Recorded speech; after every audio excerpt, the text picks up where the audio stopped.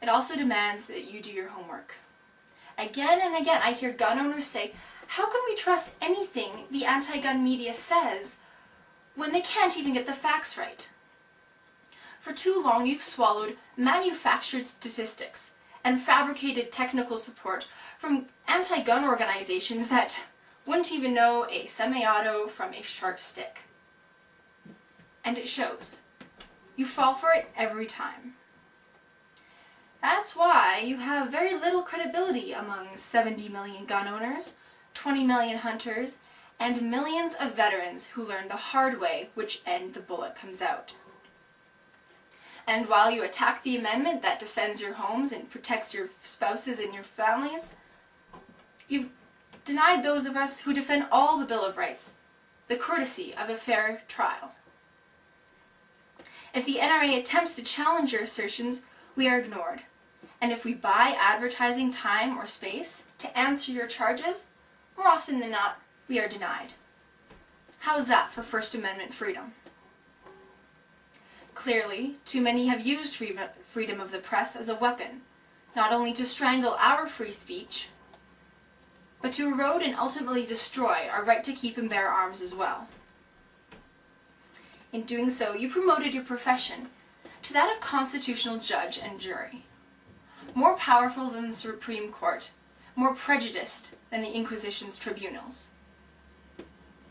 It's a frightening misuse of constitutional right, and I pray that you will come to your senses and see that these abuses are stopped. As I learn more about history, and as I watch current events unfold, I find myself troubled.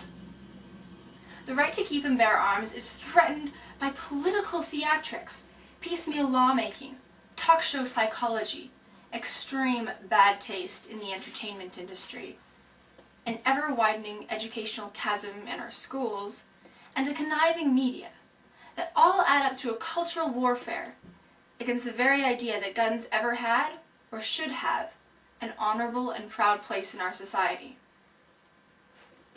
But all our rights must be delivered into the 21st century as pure and as complete as they were delivered to us at the beginning of this century.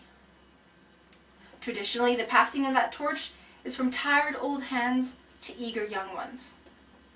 Our grandfathers are passing us that torch today. I have accepted a call from the National Rifle Association of America to help protect the Second Amendment. I feel it is my duty to do so. My mission and my vision can be summarized in 3 simple parts. First, before we enter the next century, I expect to see a pro-Second Amendment president in the White House.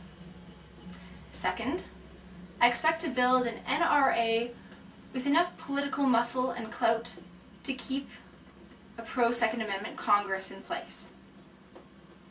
Third is a promise to the next generation of free Americans. I hope to raise $100 million for NRA programs and education right before the year 2000. At least half of that sum will go to teach American kids what the right to keep and bear arms really means to their culture and their country.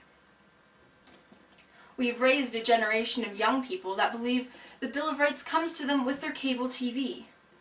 Leave them to their channel surfing, and they'll remain oblivious to the history and heritage that truly matters.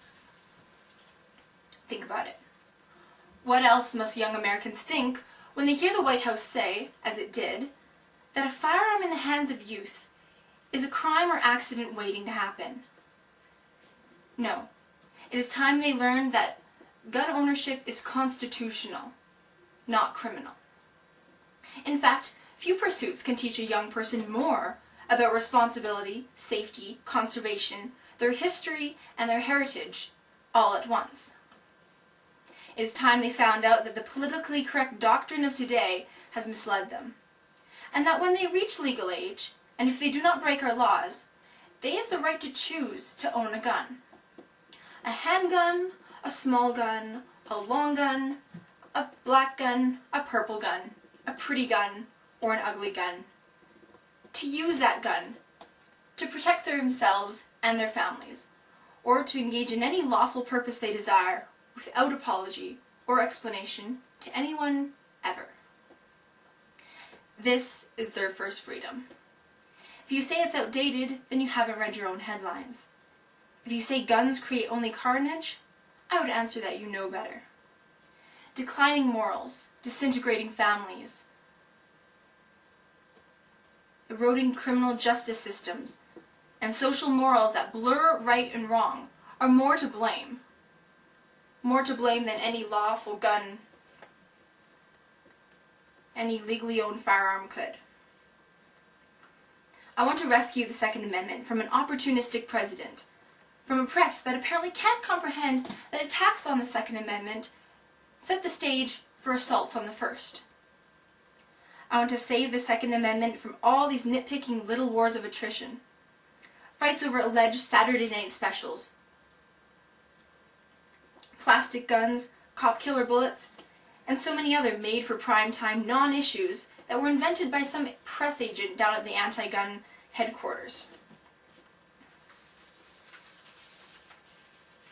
I simply cannot stand by and watch a right guaranteed by the Constitution of the United States come under attack by those who either can't understand it, don't like the sound of it, or are too philosophically squeamish to see why it remains the first among equals. Because it is the only right we can turn to when all else fails.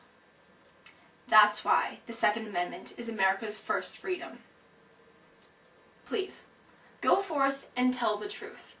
There can be no free speech, no freedom of the press, no freedom to protest, no freedom to worship your God, no freedom to speak your mind, no freedom for your children or theirs, or anyone, anywhere, without the Second Amendment freedom to fight for it. If you don't believe me, just turn on the news tonight. Civilization's veneer is wearing thinner all the time.